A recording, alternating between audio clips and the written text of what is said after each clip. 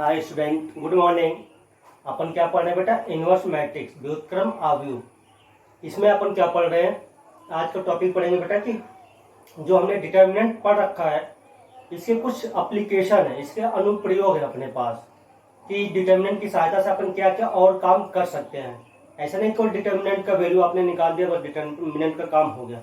आप सारणी के अनुप्रयोग भी देख सकते हो कि क्या क्या अनुप्रयोग होता है उसमें। फर्स्ट अपने पास है कि बिंदु अपने पास मान लो x1, y1, x2, y2 और x3, y3 से बने तीन बिंदु है बेटा। तीन बिंदु से क्या बन सकता है? 3 पॉइंट्स हैं। 3 पॉइंट्स आप क्या बना सकते हो? ट्रायंगल बना सकते हो। तो बिंदु x1, y1, x2, y2 और x3, y3 से बने त्रिभुज का क्षेत्रफल निकाल सकते हो आप। क्या निकाल सकते हो बेटा? क्षेत्रफल निकाल सकते हो, एरिया निकाल सकते हो आप। किससे? डिटर्मिनेंट की सहायता से। आपको वो फॉर्मूला जो 10th में याद किया था 1/2 करके बड़ा सा कोष्ठक, अब वो जरूरत नहीं है। केवल डिटर्मिनेंट की सहायता से आप क्या याद कर सकते हो? त्रिभुज का क्षेत्रफल। तो ऐसे कुछ बना होगा आपका, एक कोई पॉइंट होगा x1, y1, एक पॉइंट होगा x2, y2, एक पॉइंट क्या होगा बेटा? x3, y3। यदि इसके क्षेत्रफल के बारे में बात करूं, एरिया तो अपन सिंपल सा कुछ भी नहीं करना होता इसमें। आप यहाँ पे x1, y1 1, x2, y2 1, x3, y3 1 और बाहर लग जाता है 1/2 लगता है बेटा ना, 1/2। ये आप इसको सॉल्व करोगे ना, जो 10th में हमने फॉर्मूला त्रिभुज का क्षेत्रफल याद किया था वही बन के आता है। जब अपन आरोहण के सापेक्ष इसका प्रसार करेंगे बेटा तो आपका फॉर्मूला वही आएगा। डिटर्मिनेंट को प्रसार करोगे आरोहण के सापेक्ष, आप 1/2 जो आप याद किए हो x1, फिर कोष्टक में आ जाएगा y2 - y3, देखो तो आएगा वही। ठीक है बेटा। तो अपन डिटर्मिनेंट की सहायता से क्या ज्ञात कर सकते हैं बेटा? त्रिभुज का क्षेत्रफल। अब एक पॉइंट को इसी त्रिभुज की सहायता से, जो त्रिभुज का क्षेत्रफल निकाला है, और एक काम कर सकते हैं कि तीन बिंदुओं का, 3 पॉइंट है, 3 बिंदुओं का संरेख भी सिद्ध कर सकते हैं। क्या कर सकते हैं? 3 बिंदुओं का संरेख होने का प्रतिबंध आपको क्या करना है? तीन बिंदु क्या हो? संरेख हो। 3 पॉइंट्स आर कोलिनियर। संरेख का मतलब समझ रहे हो? संरेख एक ही रेखा में हो। संरेख का मतलब क्या था? 3 पॉइंट है, यहाँ पर, यहाँ पर, यहाँ पर, ये तीनों पॉइंट का हो बेटा संरेख हो। यहाँ पे क्या संरेख है? तीनों पॉइंट एक ही रेखा पर है? नहीं है। तीनों पॉइंट एक ही रेखा पर है? नहीं है। तो इसी त्रिभुज की सहायता से, त्रिभुज के क्षेत्रफल की सहायता से अपन ये भी सिद्ध कर सकते हैं कि अपने पास ये जो 3 पॉइंट है, ये 3 पॉइंट कोलिनियर है कि नहीं है, संरेख है कि नहीं है। तो आपको करना क्या? ध्यान से देखो, ये जो मैंने अब अच्छा ये बताओ, ये पॉइंट अभी यहाँ पर हो, ये पॉइंट जो हमने बनाया था, मान लो इसको P1 नाम दिया, ये P2 है, ये P3 है, P3। अभी क्या ये संरेख है? अभी आपको क्या दिख रहा होगा? एक त्रिभुज बना रहे हैं। अभी मैं संरेख करने के लिए मतलब एक ही रेखा होना चाहिए, तो P1 और P3 तो एक ही रेखा पर है। देखो P1 और P3 क्या एक ही रेखा पर है। संरेख करना होगा तो अब क्या करोगे? इस P2 को इसको खींच कर अपन कहाँ लगाओगे? P2 पे यहाँ पे ला दोगे। क्या ला दोगे? यहाँ पे P2 को ला दिया। अब ये एक ही रेखा पे हो गए। तो देखो अभी तक आपको ये क्षेत्र दिख रहा था, ये पूरा, जब P2 यहाँ पर है तो ये क्षेत्र दिख रहा था आपको, ये एरिया दिखा। आप क्षेत्रफल निकाल देते हो, एरिया निकालते हो। बट अब क्या हुआ है? P2 यहाँ पर आ गया, अब कोई क्षेत्रफल नहीं बना है, एक रेखा बन रही है, एक लाइन बन रही है। लाइन का क्षेत्रफल नहीं होता है। ठीक है। तो इसका मतलब क्या हो जाएगा? यदि त्रिभुज का क्षेत्रफल क्या हो जाए बेटा? 0 हो जाए तो तीनों पॉइंट क्या हो जाते हैं? संरेख हो जाते हैं। तो 3 बिंदुओं का संरेख होने का प्रतिबंध, आप 3 बिंदु अपने पास कौन कौन होंगे? यही होंगे x1, y1, x2, y2, x3, y3। तो संरेख होगा तो क्या होगा बेटा? क्षेत्रफल जो हमने लिखा है अभी ऊपर, वो क्या बन जाएगा बेटा? जीरो बन जाएगा। क्या बन जाएगा बेटा? जीरो बनेगा। अब यहाँ पर कितना हो जाएगा? 1/2 क्षेत्रफल एरिया तो 1/2 x1 y1 1 x2 y2 1 x3 y3 1। इसका क्षेत्रफल क्या होगा बेटा? जीरो हो जाएगा। यदि तीनों बिंदु समरेख हैं तो उस त्रिभुज का क्षेत्रफल क्या हो जाता है बेटा? जीरो हो जाता है। यहाँ से थोड़ा 1/2 से इधर गुणा कर दो, चाहो तो इसे छोड़ दो, कोई मतलब तो है नहीं। 1/2 से इधर भाग दे दो तो क्या बन जाएगा? जीरो। तो फाइनली आपको क्या देगा बेटा? x1 y1 1 x2 y2 1 x3 y3 1 बराबर क्या मिल जाएगा बेटा? जीरो। यदि आपका तीन बिंदु से सारणिक बनाओगे, तीन बिंदु से क्या बनाया हमने? डिटर्मिनेंट बनाया। यदि डिटर्मिनेंट की वैल्यू क्या मिल जाए बेटा? जीरो आ गई तो आप बोलोगे कि तीनों पॉइंट क्या है बेटा? संरेख है। दो अनुप्रयोग आगे। एक इसी की सहायता से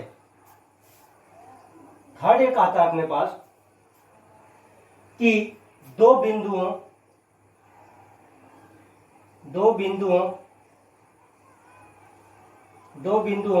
x1, y1 और x2, y2 से होकर जाने वाली रेखा का समीकरण।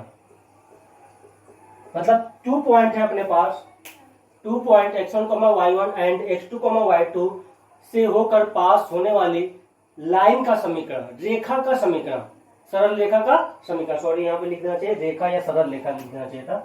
कौन सी रेखा? ये सरल रेखा का समीकरण।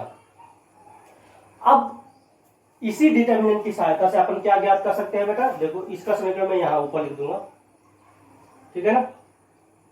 इसको मैं यहाँ पे लिख दे रहा हूं। आपसे क्या बोला? दो काम हो चुके हैं। त्रिभुज का क्षेत्रफल कैसे निकालते हैं? डिटर्मिनेंट की सहायता से। इसके बाद मैंने क्या बोला है बेटा? तीनों बिंदुओं पर संरेख होने का प्रतिबंध ऐसे आता है। अब दो बिंदु x1, y1, x2, y2 से होकर जाने वाली सरल रेखा का समीकरण। इसमें कुछ भी नहीं होता है, इसमें होता है सीधी सी बात है, पहले नंबर पर तो एक्स वाई आएगा ही, क्योंकि किसी भी सरल रेखा में आपको एक्स वाई दिखेगा, किसी भी सरल रेखा में एक्स वाई दिखता है। तो एक्स वाई 1, फिर यहाँ पर दो बिंदु दिए हैं x1 y1 1, x2 y2 1 बराबर क्या जाएगा बेटा? 0 हो जाएगा। इस पे एग्जाम में इन तीनों पर एक नंबर का क्वेश्चन 100% होता है। एक से कभी कभी 2 नंबर भी आ सकते हैं। तो है कुछ भी नहीं, केवल फॉर्मूला याद रहे तो आप डायरेक्ट बोलता है कि बिंदुओं x1, y1 और x2, y2 से होकर जाने वाली सरल रेखा का समीकरण सारणिक की सहायता से।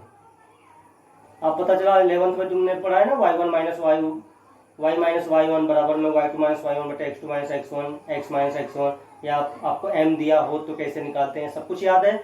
लेकिन आपसे बोल देगा कि सारणिक की सहायता से, तो बेटा इसी से निकालोगे तो नंबर मिलेगा, नहीं तो नंबर नहीं मिलेगा। दिमाग में बैठ गया। अब तो ये तो हो गया एक नंबर का। अब अपने पास जो क्वेश्चन आते हैं बेटा, 3 अनुप्रयोग हो गए, 1 2 3। अब अपनी सारणिक की सहायता से समीकरण को भी हल करते हैं। जो अपने पास समीकरण बनते हैं बेटा, इन समीकरण को भी हल करते हैं। वो कैसे करते हैं उनकी बात करता हूं। तो इसका स्क्रीनशॉट आप ले लेना। अब आपको देगा कि 3 समीकरण दे देगा। क्या दे देगा? 3 समीकरण या 2 समीकरण, जो भी देना उसका मन है। 3 समीकरण दे देगा। अब बोलेगा कि आप यहां से x और y का मान सारणिक की सहायता से ज्ञात कीजिए। इसको बोलते हैं, आप ये कौन सा नंबर हो जाएगा? 4th नंबर हो जाएगा। कौन सा नंबर होगा बेटा? 4th होगा। रैखिक समीकरण अपन जो भी करते हैं x y z होता है, उसकी पावर कितनी है? 1 है, तो उसको रैखिक समीकरण। रैखिक समीकरण का हल सारणिक की सहायता से, सारणिक की सहायता से। अच्छा, इसी को सारणिक की जो सहायता है, सारणिक की सहायता बोलते हैं, इसी को बोलते हैं अपन क्रैमर नियम। इसी को क्या बोलेंगे बेटा? क्रैमर नियम। कभी कभी एग्जाम में आपसे सारणिक की सहायता से बोलता है, क्योंकि 2 प्रकार से है अपने पास। रैखिक समीकरण का हल 2 प्रकार से है। अपन एक तो है सारणी की सहायता से, एक सेकंड है आव्यूह की सहायता से। ठीक है बेटा, तो आपको कभी कभी एग्जाम में सारणिक बोलता है, सारणी की सहायता से एक्स वाई जेड का मान निकालिए, या आपसे क्रैमर नियम की सहायता से बोल सकता है। जिस नियम से बोलेगा उसी नियम से ही करके आना है, और एग्जाम में या तो क्रैमर नियम या तो आव्यूह पर ही क्वेश्चन आते हैं 3 नंबर के। या तो क्रैमर नियम से बोलेगा या तो सारणी। अब बेटा इन्हीं जो 2 नियम हैं, इन्हीं 2 नियम का यूज पूरे चैप्टर में है। उसमें चाहे एक क्वेश्चन मुझसे लगवाओ या 50 क्वेश्चन, तरीका वही रहेगा, तरीका वही रहेगा। ठीक है, अब यहां पर आप आओ तो देखो क्रैमर नियम में होता क्या है। क्रैमर नियम में होता क्या है, अपने पास होता है a1x मान लो b1y प्लस c1z बराबर में दिया हो d1, दे दिया आपको a1x plus b1y plus c1z equal to में d1। सेकेंड में दिया है a2x b2y plus c2z equal to में d2। इसके बाद में आपको दिया होगा a3x plus b3y plus c3z equal to में d3। ये आपको दिया हुआ है। आपके पास 3 समीकरण दिए हुए हैं बेटा।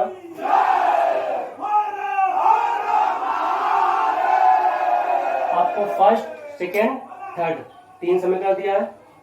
इन 3 समीकरण की 3 समीकरण दिया, यहां से आपको x, y और z की वैल्यू निकालनी है। ठीक है, और किसी सहायता से बेटा, सारणी की सहायता से।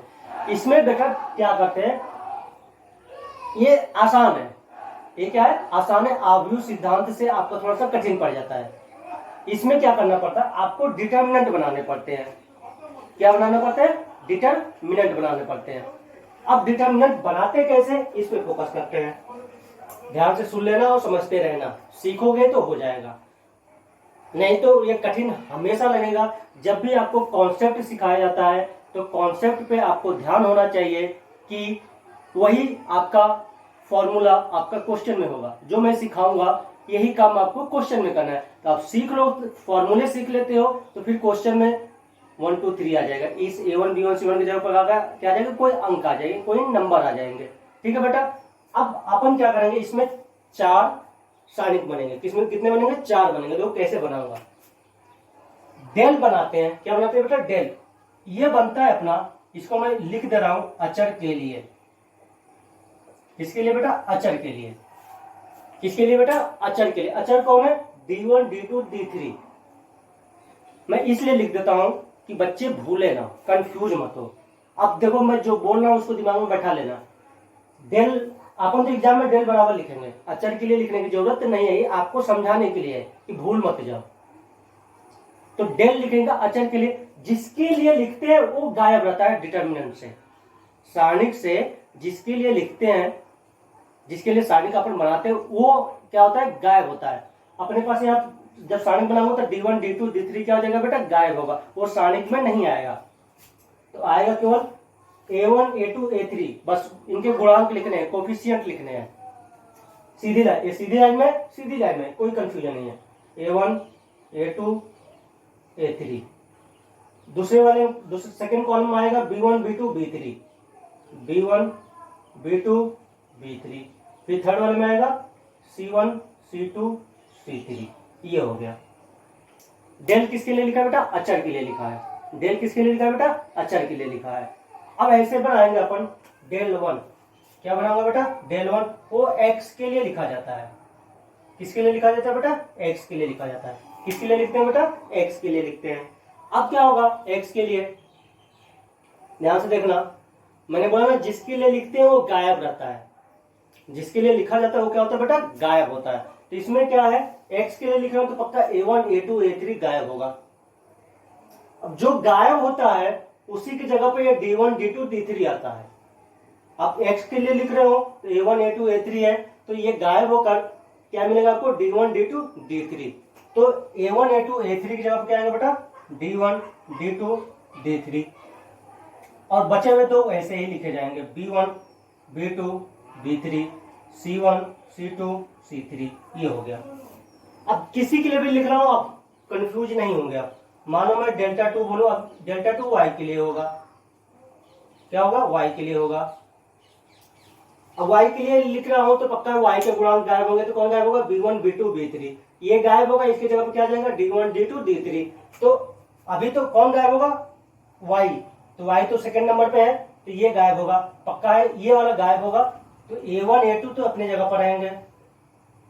अब वाई के लिए लिखा तो b1 b2 गायब हो गया, b1 b2 गायब होते ही अपन क्या लिखेंगे उसकी जगह पर, d1 d2 d3, c1 c2 c3, ये हो गया।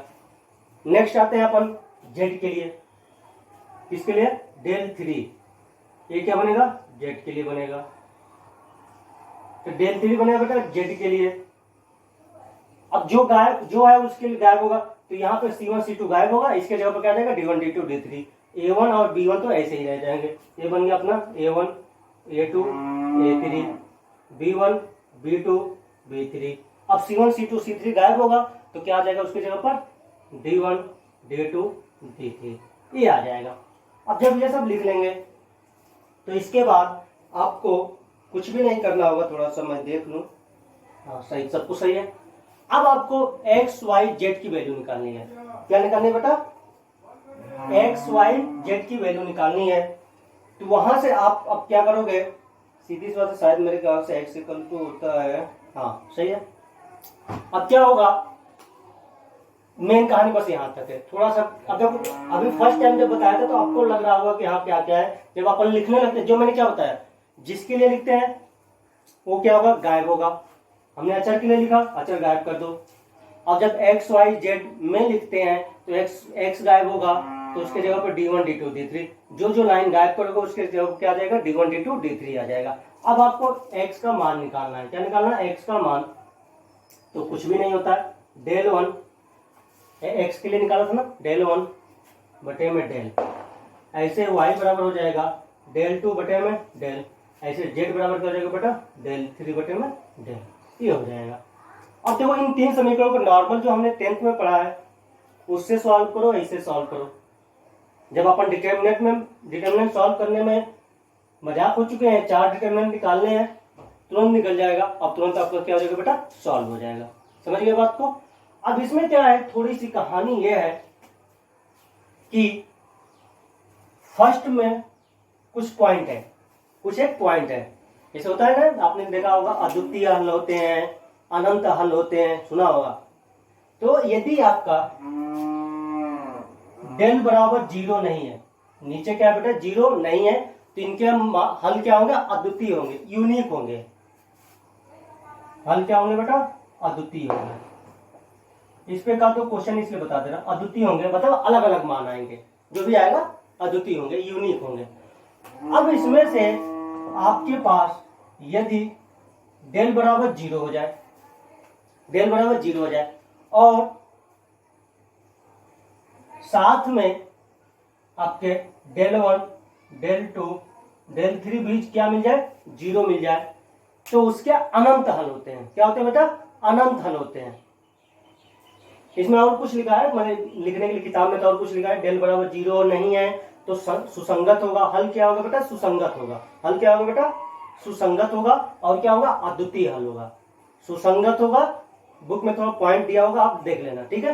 मेरे पास बुक नहीं है, नहीं तो मैं बता देता थोड़ा सा, लेकिन जो है मेन तो अपने पास ये होगा। क्या होगा, यदि डेल बराबर 0 नहीं है तो हल सुसंगत होगा और अद्वितीय होगा, ठीक है। अब यदि डेल बराबर 0 हो और डेल 1 डेल 2 डेल 3 बराबर तीनों 0 हो, तो वहां पे हल सुसंगत भी हो सकता है, असंगत भी हो सकता है। सुसंगत भी हो सकता है, और पूरा लिखा हुआ है, भाषा लिखी हुई है बुक में कि हल सुसंगत या असंगत हो सकता है। यदि सुसंगत है तो अनंत होंगे, यदि सुसंगत है तो अनंत होंगे। क्या बोलो, सुसंगत है तो अनंत होंगे।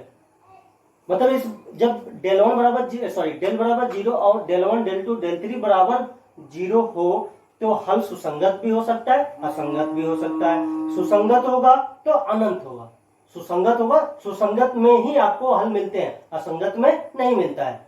तो सुसंगत हो गया तो इनफाइनाइट हो जाएंगे।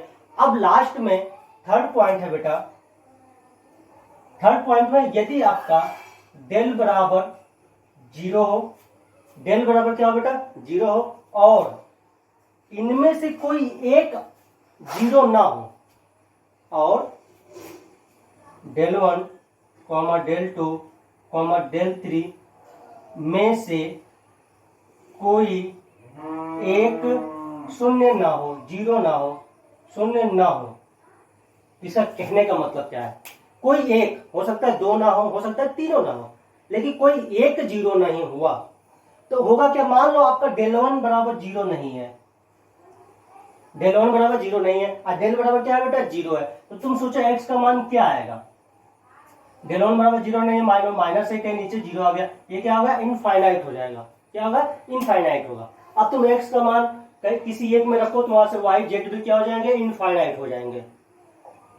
इस पॉइंट का मतलब क्या है, यदि डेल बराबर 0 हो और डेल 1 डेल 2 डेल 3 में से कोई एक अशून्य हो या शून्य न हो तो हल असंगत हो जाता है। हल क्या हो जाता है बेटा, असंगत हो जाता है, उसका कोई सोल्यूशन तो मिलेगा ही नहीं, उसका कोई सोल्यूशन तो मिलेगा नहीं, तो इसमें कोई हल नहीं होता है। शून्य ना हो तो कोई हल नहीं, कोई हल नहीं, एक भी आपको सोल्यूशन नहीं मिलेगा। पॉइंट इंपॉर्टेंस है, इंपॉर्टेंट पॉइंट है, ऐसा मत समझना कि हल्के में मैंने लिखवा दिया है। क्या है 3 पॉइंट, यदि डेल बराबर 0 नहीं है, डेल बराबर 0 नहीं है तो टेंशन लेने की जरूरत नहीं है। डेल बराबर 0 नहीं है तो हल क्या होगा, सुसंगत होगा और उसके अद्वितीय हल होंगे। उसके क्या होंगे बेटा, अद्वितीय हल होंगे। सेकंड पॉइंट क्या है, सेकंड पॉइंट में बोला कि यदि डेल बराबर 0 हो और डेल 1 डेल 2 डेल 3 तीनों 0 हो, तीनों 0 हो तो हल सुसंगत भी हो सकता है, असंगत भी हो सकता है। यदि सुसंगत है तो अनंत हल होंगे, सुसंगत है तो अनंत होगा।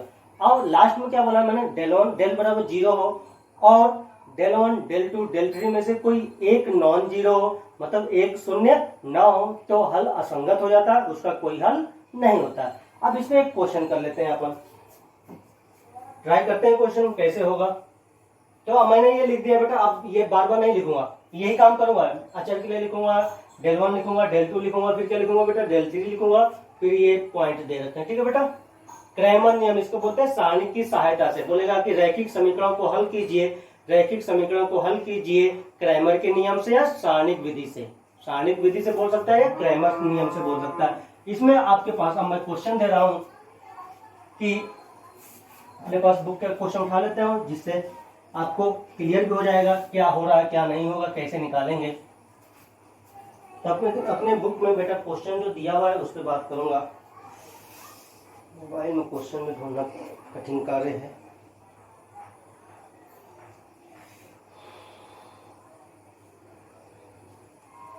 हाँ चलो ठीक है, आपके पास सारणिकों की सहायता से निम्नलिखित समीकरण निकाय को हल कीजिए।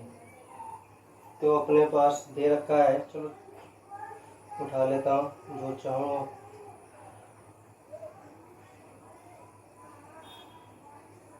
फर्स्ट आपको एक्सरसाइज जो है 5.2 हो गया अपनी साइड एक्सरसाइज। अब तो उसका कोई क्वेश्चन नंबर 10 है, 10 का फर्स्ट पार्ट है।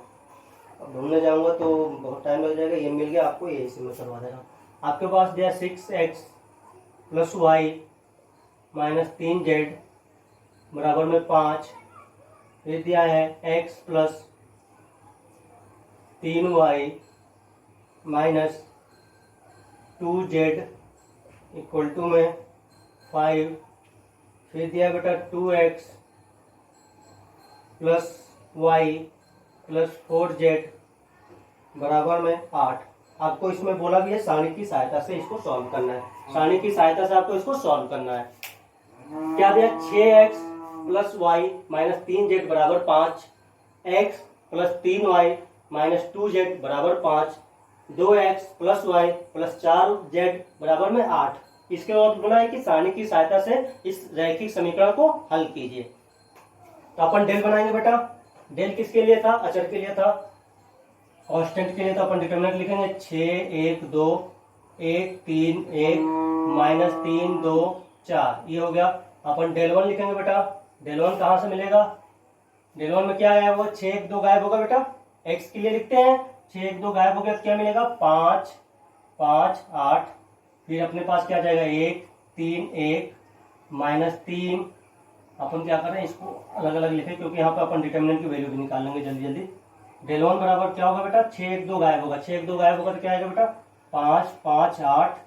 फिर क्या हो जाएगा बेटा 1 3 1 तो ऐसे रह जाएगा -3 -2 4। ये हो गया। अब क्या लिखोगे बेटा डेल टू किसके लिए था बेटा y के लिए, तो y गायब होगा तो 6 1 2 तो ऐसे रह जाएगा। 1 3 1 गायब होगा क्या देगा आपको 5 5 8। फिर देगा -3 -2 4। फिर अपन क्या लिखेंगे बेटा डेल थ्री क्या हो जाएगा डेल थ्री में अपना 6 1 2 तो आएगा ही आएगा, 6 1 2 आएगा और 1 3 1 आएगा।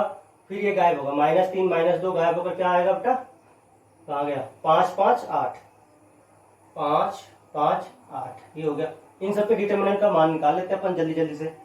कितना होगा 6। अब तो आपको डिटर्मिनेंट तुरंत निकालना चाहिए मन में, जितना कैलकुलेशन मन में कर सकते हो उतना करो। क्या हो जाएगा बेटा कहाँ गया 6 4 + 2 -1 -1 मतलब 4 + 4 4 + 4 4 + 4 -3।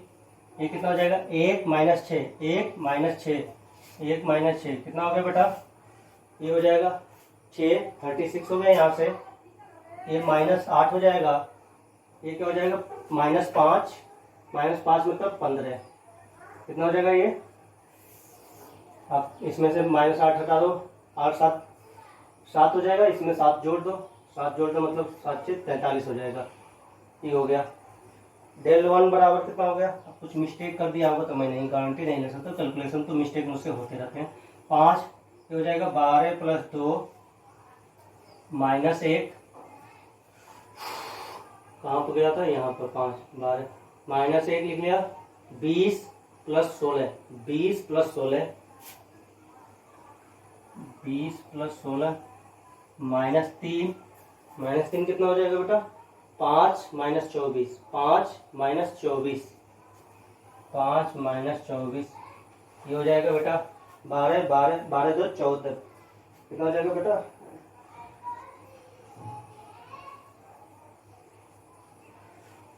5 इंटू में कितना हो जाएगा 14 हो जाएगा। ये कितना हो जाएगा कुछ ज़्यादा ही बड़े बड़े से आ रहे हैं अंक डरावने वाले 36। ये कितना हो जाएगा प्लस में -24 है तो कितना आएगा बेटा 19 -3 इंटू में -19 मल्टीप्लाई करके जोड़ना पड़ेगा और काम कर बढ़ा दिया 20 14 70 हो गया -36 प्लस में 27 3 कम 3 19 3 का 3 दो सही लिखा है। हाँ सही है। कौन करे इसका प्लस माइनस करो जल्दी से, मैं लिख दे रहा हूँ। कैलकुलेशन ही तो दिमाग करने वाला खराब करने वाला होता है। डेल कितना है 90। क्या कर दिया मैंने क्वेश्चन से सही लिखा था 6 1 2 6 1 2 1 3 1 -3 -2 4 मैंने गड़बड़ कर दिया क्या बेटा 6 12। देखो यहाँ पे मिस्टेक कर दिया है क्या होता है। ये हो जाएगा 84। देखो एक मिस्टेक यहाँ पर मैंने कर दिया था तो ये तो अब सही है, इतना तो सही था। ये कितना है 91 आया है। कैलकुलेशन डेल वन बेटा डेल वन में मैंने सही लिखा है कि नहीं लिखा है 5 12 20 16 -1 में -3 बात ये लिखा हुआ है। इसको सॉल्व करने के बाद आया है डेल वन भी 91 आ रहा है। अंक बड़े बड़े से आ रहे हैं और इसके सॉल्यूशन बहुत छोटे छोटे से आ रहे हैं। ये 6 हो गया बेटा, ये 20 + 16 ये भी आ गया 20 + 16। फिर क्या आएगा बेटा -5 -5 का मतलब क्या हो जाएगा 4 + 4 4 + 4 कहीं पर आया हुआ है और क्या 4 + 4। फिर आएगा -3 -3 हो जाएगा बेटा 8 10 8 और 10। इसको डायरेक्ट आप सॉल्व कर लेना डेल टू आ जाएगा। मैंने सही लिखा है देखो यहाँ पर भी गड़बड़ कर दिया डेल टू इसने कहाँ से उठा दिया del one into del two 6 20 होना सही तो है। डेल टू आ जाएगा आपका 6 20 16 माइनस 5 4 4 माइनस 3 8 माइनस 10, मैंने क्या कर दिया 8 माइनस, देखो यहाँ पर मुझसे क्या हो जाए गर्मी तो हो जाए, दिमाग काम नहीं कर रहा है मेरा।